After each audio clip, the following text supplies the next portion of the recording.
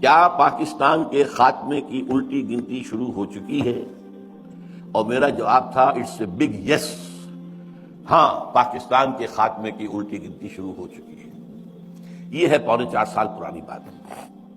اس وقت جو میرا سغرا کبرا تھا وہ بنیادی طور پر 2 باتوں پر تھا. ایک یہ کہ پاکستان اپنا ریشنیلے کھو چکا ہے.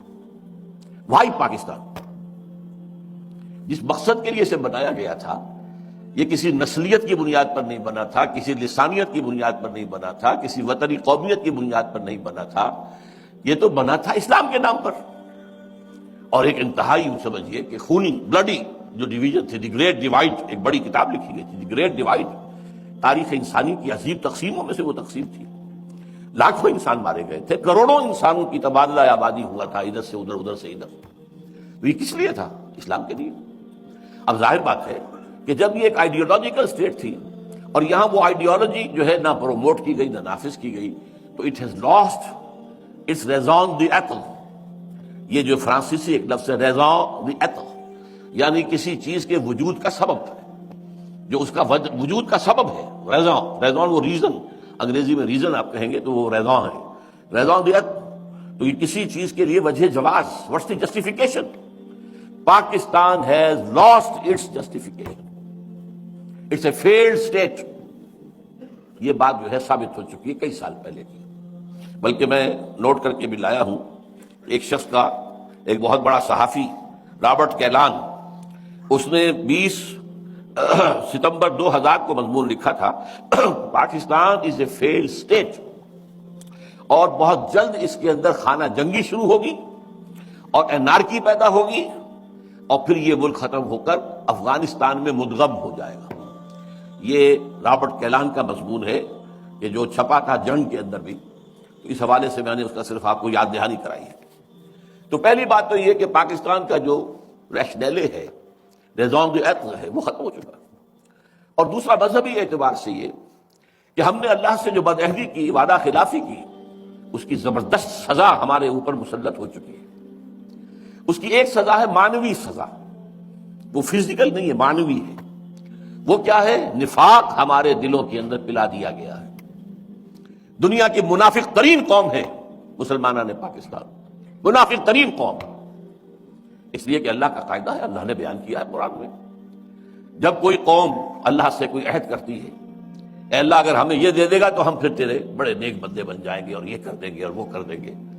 اللہ وہ وعدہ پورا کر دیتا ہے تو اس کے بعد وہ وعدہ خلافی کرتی ہے قوم، تو اس کی سزا کیا ہے؟ فَعَاقَبَ فِي قُلُوبِهِمْ نِفَاقًا. ان کے دلوں میں اللہ تعالیٰ نفاق پیدا کر دیتا ہے دنیا کے اندر. یہ معنوی سزا ہے. اس نفاق کی وجہ سے باہمی منافقت ہو گئی، نفاق ہو گیا. اب وہ قوم نہیں رہی، قومیتیں ہو گئی.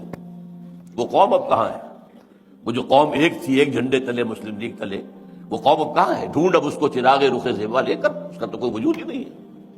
قومیتوں میں تحلیل ہو چکی ہے، عصبیتوں میں تقسیم ہو چکی ہے، علاقائیت بھی ہے، نسلیت بھی ہے، لسانیت بھی ہے، اور مذہبی تفرقے بھی ہیں. وہ تو پارا پارا ہو چکی ہے.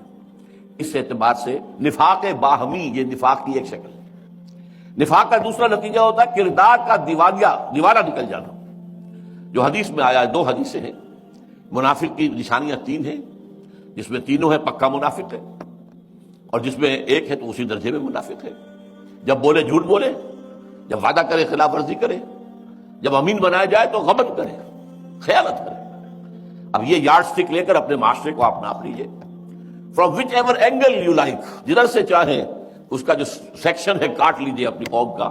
معلوم ہوگا کہ جو جتنا بڑا ہے اتنا ہی بڑا جھوٹا، جو جتنا بڑا ہے اتنا ہی بڑا وعدہ خلاف، جو جتنا بڑا ہے اتنا ہی بڑا غبن کرنے والا. بلینز کے غبن ہوتے ہیں. تو کہا جا رہا ہے 90 کھرب روپیہ جو ہے وہ بے نظیر لے گئی، اللہ جانے. اب ہم تو یہی سن ہی سکتے اور تو کچھ نہیں کہہ سکتے. اس 90 میں سے 1 کھرب اس نے استعمال کیا ہے اپنے اس جو بھی اس نے اپنا کروایا ہے استقبال. کہہ رہے ہیں لوگ اللہ جانے واللہ عالم. بہرحال سارے ملک جو اس کا محل ہے اس کا انکار وہ نہیں کر سکتی، چاہے پرٹیکولرلی اس کے نام پر نہ ہے تو صحیح.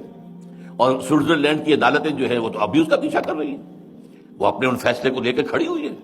اب ہمارا مدعی بیٹھ جائے تو اور بات ہے، حکومت جو ہے وہ خود بیٹھ جائے جو مدعی تھا، تو ظاہر بات ہے کہ پھر اس کے بعد تو کوئی سوال پیدا نہیں ہوتا مقدمے کے چلنے کا. لیکن وہ عدالت تو کھڑی ابھی. تو بہرحال دوسرا جو ہے وہ نفاق باہمی کے بعد یہ جو انسانی اخلاقیات کا جنازہ نکلا ہے اس ملک سے، واقعتاً وہ بھی اسی نفاق کا نتیجہ ہے۔ اور تیسرے یہ کہ سب سے بڑا منافقت کی علامت ہمارا دستور ہے، کہنے کو سارا اسلام اس میں لکھا ہوا ہے، حقیقت میں زیرو ہے۔ تمام اسلامک پروویژنز ان ایفیکٹو ہیں، کوئی ان کی مؤثر ہونے کی شکل نہیں ہے، لکھا ہوا ہے۔ صرف ایک قرارداد مقاصد پر بھی اگر ایک جملے کا اضافہ ہو جائے کہ یہ article it will take precedence over the whole of the constitution, یہ کافی ہے، پورے دستور کو اسلامی بنانے کے لیے کافی ہے۔ لیکن نہیں، ایک آرٹیکل ہے جیسے اور بے شمار آرٹیکلز ہیں، یہ دوسرے آرٹیکلز کے اوپر کوئی حکمران نہیں ہے۔ اور آپ کے جسٹس نصیر حسن صاحب نے یہ فیصلہ دیا تھا چیف جسٹس کی حیثیت سے۔ تو اسی طریقے سے کوئی قانون سازی کتاب و سنت کے منافی نہیں کی جائے گی، اس کو بھی اٹیچ کر دیا گیا کاؤنسل آف اسلامک آئیڈیالوجی سے، وہ رپورٹیں دیتی رہے گی، رپورٹوں کی انبار لگ گئے، الماریاں بھر گئی، کوئی ایک رپورٹ بھی آج تک پارلیمنٹ میں پیش نہیں ہوئی، کسی ایک رپورٹ کی بنیاد پر بھی کوئی قانون سازی نہیں ہوئی۔ اور ہمارا وہ جو ایک ڈکٹیٹر آیا تھا اسلام کے نام پر، ضیاء الحق، اس نے فیڈرل شریعت کورٹ بنائی تو اس کو 2 ہتھکڑیاں پہنا دی، 2 بیڑیاں ڈال دی، دستور پاکستان تمہارے دائرے سے خارج، جوڈیشل پروسیجرل لاز تمہارے دائرے سے خارج، مسلم فیملی لاز تمہارے دائرے سے خارج، اور یہ کہ جو فسکل لاز ہیں مالیاتی وہ بھی 10 سال تک خارج۔ لے کیا گیا؟ فریب، جھوٹ، دھوکہ دینے کے لیے دنیا کو فیڈرل شریعت کورٹ۔ اب روپے کروڑوں خرچ ہو رہے ہیں، تنخواہیں ہیں، سب کچھ ہے، یہ سب ایکسرسائز ان فیوٹیلٹی۔ اس اعتبار سے یہ 2 پہلو ہیں جو میں گنتا رہا ہوں۔ اب تیسرا پھر عذاب اللہ کی طرف سے ایک آیا تھا جو فزیکل عذاب ہے، وہ سن 71 میں آ گیا تھا، ملک 2 لخت ہوا، بدترین شکست ہوئی، اور میں ہمیشہ سے کہتا چلا آ رہا ہوں، یہ اچھی طرح نوٹ کر لیجئے کہ جس طریقے سے بنی اسرائیل پر جو تباہی آئی تھی نبوکدنضر کے ہاتھوں، تو اس سے پہلے جو ہے بہت سے اللہ کے نبی جو ہیں انہیں اس کی جو ہے وہ وارن کرتے رہے تھے۔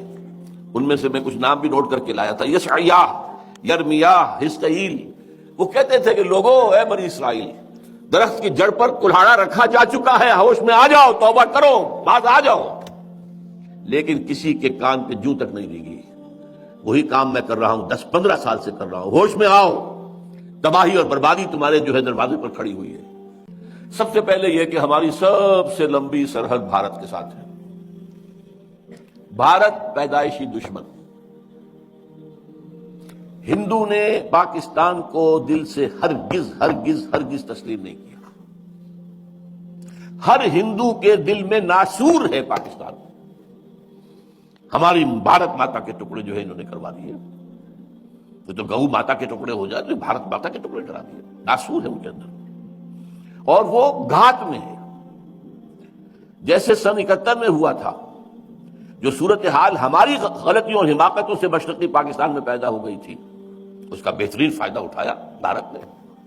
اس زمانے میں میں تو بہرحال اس وقت بھی اپنے شعور کے دور میں تھا زندگی کے، سبرامنیم ان کا ایک بہت بڑا جو ہے وہ جو ہے مشیر تھا سیاسی، اس نے کہا تھا this is the chance of the century, یہ صدی کا موقع ہے، اسے استعمال کرو، مت جانے دو اس کو ہاتھ سے، توڑ دو پاکستان، توڑ دی۔ تو وہ تو گھات میں ہے، وہ اس گھات میں ہے بلکہ انتظار میں ہے کہ کب یہ پاکستان اپنے اندرونی خلفشات کی وجہ سے خود ہی گرے، اور پھر ہم تو جائیں گے وہاں پر حالات کو سنبھالنے کے لیے۔ ارے بڑی بدامنی ہو گئی ہے، بڑا حالات خراب ہو گئے ہیں، ہم اس ملک کی اس علاقے کی ایک ریجنل سپر پاور ہیں، چھوٹی سی سپر پاور تو ہے، تو ہمارے ذمے ہے کہ وہاں جا کر لوگوں کو جو ہے وہ اس فساد سے، اس خانہ جنگی سے، اس تباہی سے، اس ہلاکت سے، اس بربادی سے نجات دلائیں۔ وہ تو نجات دہندہ کی حیثیت سے آئیں گے۔ اب آپ کو معلوم ہے کہ ہندو، اگرچہ میں آپ سے کہہ چکا ہوں، میں ہندوستان جب 2 سال پہلے رہ کے آیا تھا، کہ اب وہ مذہبی منافرت وہاں اتنی نہیں ہے جتنی پہلے کبھی ہوتی تھی۔ وہ مسلمان کو تو گوارا کرنے کو تیار ہے، پاکستان کو گوارا کرنے کو تیار نہیں۔ مسلمان رہے چلے، پہلے تو خیر ان کے ہاں بہت زور شور تھا کہ ہندوستان کو پاک کرو ان مسلمانوں سے، مریچ ہیں یہ، ناپاک ہیں یہ، ان مریچوں سے، ان کے وجود سے ہماری جو پوتر زمین ہے بھارت کی، اس کو پاک کرو۔ اس کے بڑے لمبے چوڑے منصوبے تھے،